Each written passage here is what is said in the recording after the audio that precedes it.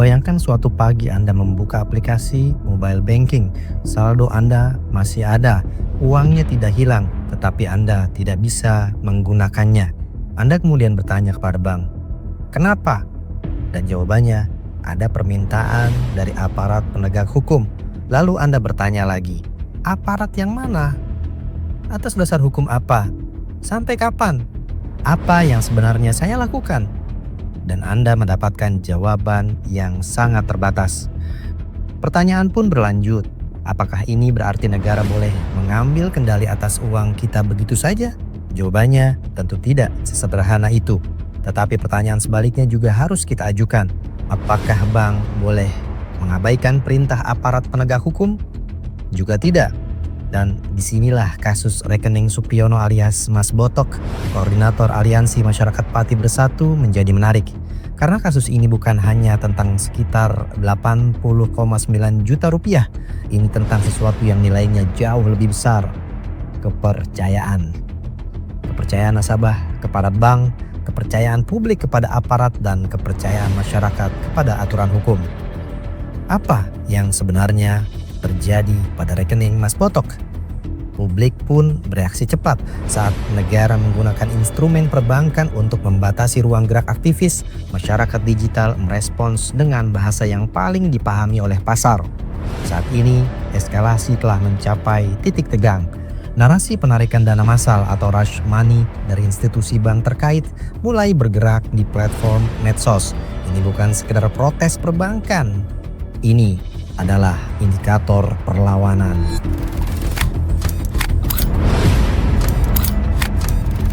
Mari kita mulai dari fakta yang sejauh ini disampaikan kepada publik. Rekening yang digunakan Supiono alias Mas Botok disebut memiliki dana sekitar 80,9 juta rupiah. Dana tersebut dikaitkan dengan uang pribadi dan donasi masyarakat yang dihimpun untuk kegiatan Aliansi Masyarakat Pati Bersatu. Kemudian muncul informasi bahwa rekening tersebut tidak dapat digunakan. Publik awalnya mengenal istilah rekening diblokir. Bank Mandiri menyampaikan bahwa tindakan tersebut dilakukan atas permintaan aparat penegak hukum. Tetapi kemudian muncul persoalan. PPATK menyatakan bahwa mereka tidak meminta penghentian atau pemblokiran rekening tersebut. Kemudian Polda Metro Jaya memberikan klarifikasi. Ini bukan pemblokiran. Menurut Polda Metro Jaya, yang dilakukan adalah penundaan transaksi. Dan dasar yang disebut adalah Pasal 26 Undang-Undang Nomor 8 Tahun 2010 tentang Pencegahan dan Pemberantasan Tindak Pidana Pencucian Uang. Polda juga menyatakan penundaan tersebut berlangsung paling lama sekitar 5 hari kerja. Jadi kita sekarang memiliki 3 istilah: pemblokiran, penundaan transaksi, dan penyitaan. Dan ketiganya bukan hal yang sama. Ini penting karena dalam negara hukum istilah bukan kosmetik.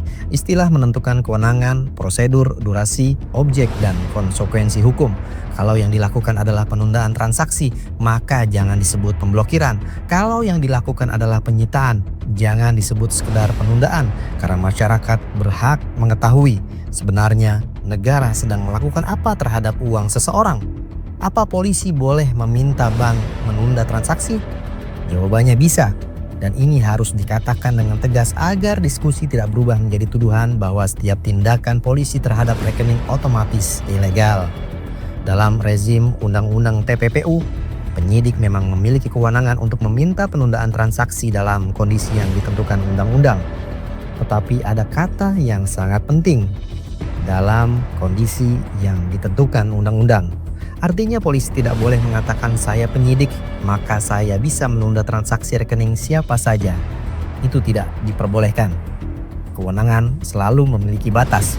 Justru karena polisi mempunyai kewenangan, maka kita harus bertanya, apakah syarat kewenangan tersebut terpenuhi? Apa dasar hukumnya? Apa alasan faktualnya? Apa objeknya? Berapa lama? Apa hubungan dana yang ditunda dengan dugaan tindak pidana? Dan apakah surat perintahnya memenuhi persyaratan formil? Ini bukan sikap anti polisi. Ini justru prinsip dasar negara hukum. Semakin besar kewenangan negara, semakin besar kebutuhan untuk menguji kewenangan tersebut.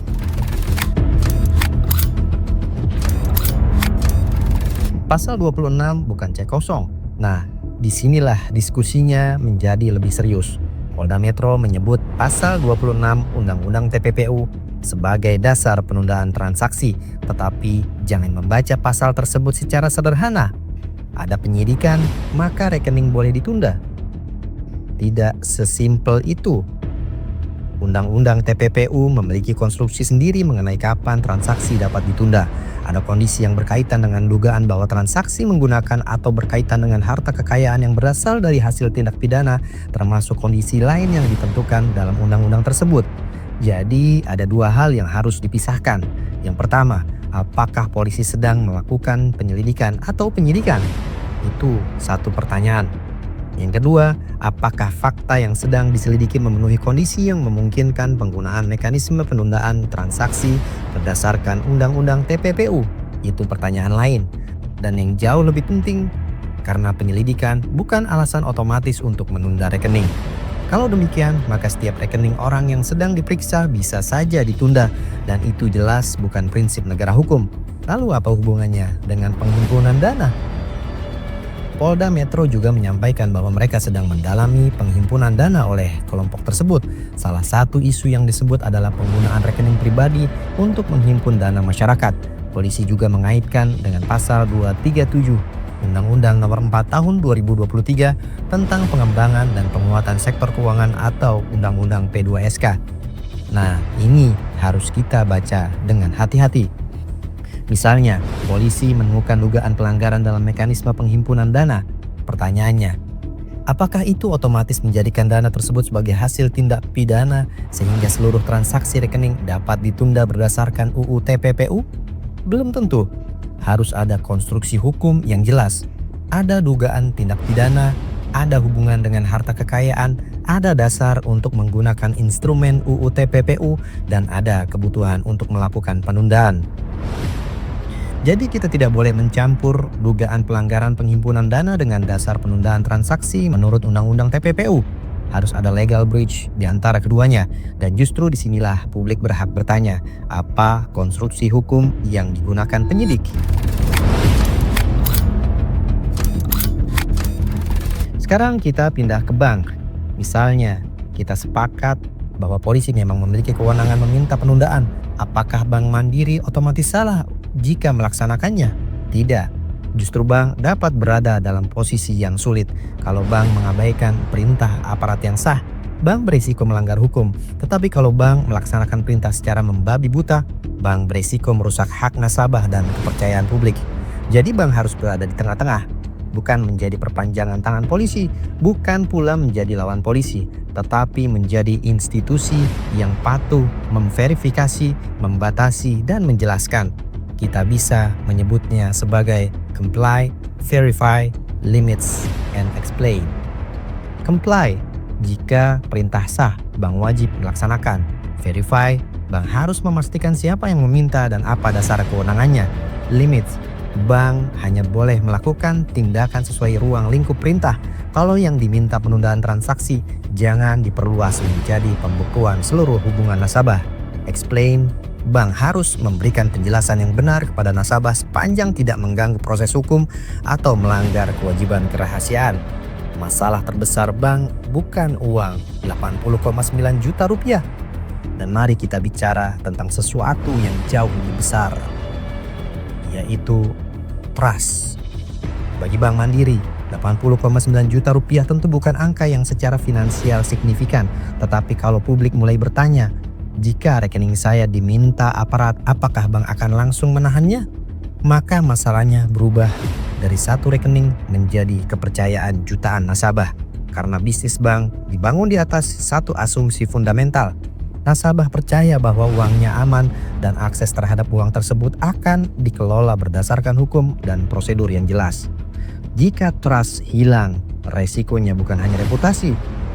Bisa terjadi nasabah memindahkan dana, casa turun, biaya dana meningkat, nasabah berpindah ke bank lain, muncul pengaduan, meningkatnya resiko litigasi, meningkatnya tekanan regulator, dan dalam konteks ekstrim, masalah reputasi dapat berubah menjadi masalah likuiditas. Itulah sebabnya bank harus sangat berhati-hati, dan di sini masyarakat digital masuk.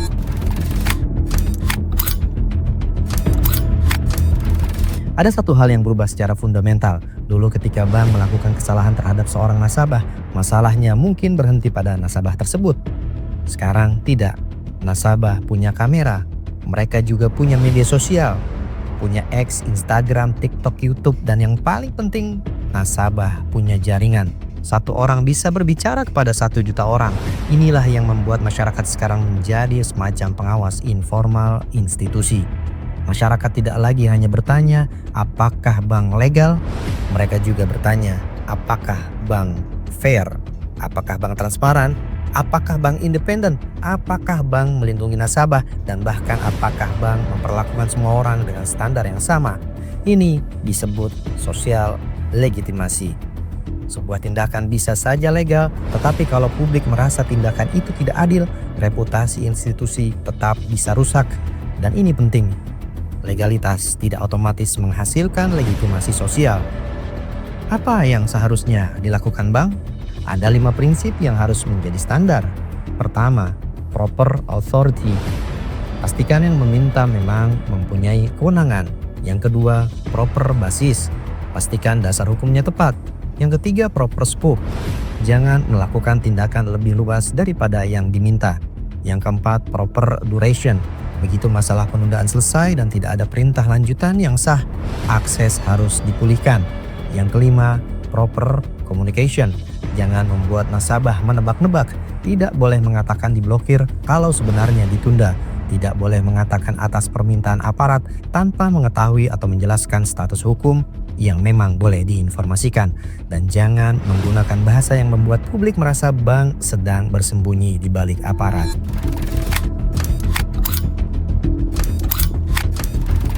Kasus Mas Botok pada akhirnya bukan hanya soal siapa yang benar dan siapa yang salah. Ini adalah ujian terhadap 3 institusi sekaligus, polisi, bank, dan masyarakat. Polisi harus membuktikan bahwa kewenangannya digunakan berdasarkan hukum. Bank harus membuktikan bahwa kepatuhan kepada aparat tidak berarti mengorbankan prinsip kehati-hatian dan perlindungan nasabah. Dan masyarakat harus tetap kritis, tetapi juga harus membedakan antara fakta, dugaan, dan kesimpulan. Karena negara hukum bukan negara yang tidak pernah membatasi warga. Negara hukum adalah negara yang ketika membatasi warga harus mampu menjelaskan siapa yang berwenang, berdasarkan aturan apa, untuk tujuan apa, dengan batas waktu berapa lama, dan melalui prosedur seperti apa. Begitu juga dengan bank. Bank bukan sekedar tempat kita menyimpan uang. Bank adalah institusi yang kita percayai untuk menjaga akses kita terhadap uang tersebut. Maka pelajaran penting dari kasus Mas Botok bukan apakah rekeningnya diblokir atau ditunda. Pertanyaan yang lebih fundamental adalah ketika negara meminta bank membatasi akses seseorang nasabah terhadap uangnya, apakah kita masih bisa memastikan bahwa hukum bekerja dengan presisi, bank bekerja dengan independen, dan nasabah tetap mendapatkan perlindungan? Karena pada akhirnya uang bisa dihitung, rekening bisa diblokir, transaksi bisa ditunda, tetapi ketika kepercayaan hilang, mengembalikannya jauh lebih sulit. Dan itulah mengapa kasus 80,9 juta rupiah ini sebenarnya bukan kasus kecil. Ini adalah ujian tentang seberapa kuat institusi kita menghadapi masyarakat yang semakin kritis, dan juga seberapa dewasa negara kita ketika menggunakan kewenangannya.